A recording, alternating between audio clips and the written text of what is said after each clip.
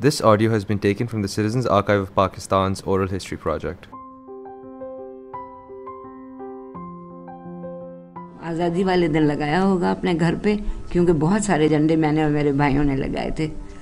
हमने बड़े बड़े झंडे भी बनाए थे जो घर के ऊपर लगाए थे। जब हम जाते थे अपने मुस्लिम लीग के फंक्शंस में, पाकिस्तान का झंडा नहीं होता था, मुस्लिम लीग का होता था, लेकिन उस पर बैनर लगा हुआ होता था, लेके रहेंगे पाकिस्तान। बहुत गाते थे हम पाक सरजमीन शादबाद, क्योंकि जो जलसा होता था हम शुरू करते थे तो उसके साथ फिर एंड करते थे उसके साथ। बस उन्हीं दिनों में जो नेशनल गार्ड की मूवमेंट थी, उन्हीं दिनों में हमने बहुत दफ़ा इतना गाया कि घर में भी गाते थे।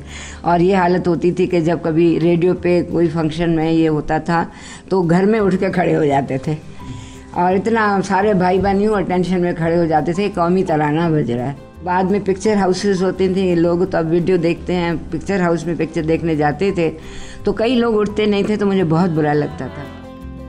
This audio has been taken from the Citizens Archive of Pakistan's Oral History Project.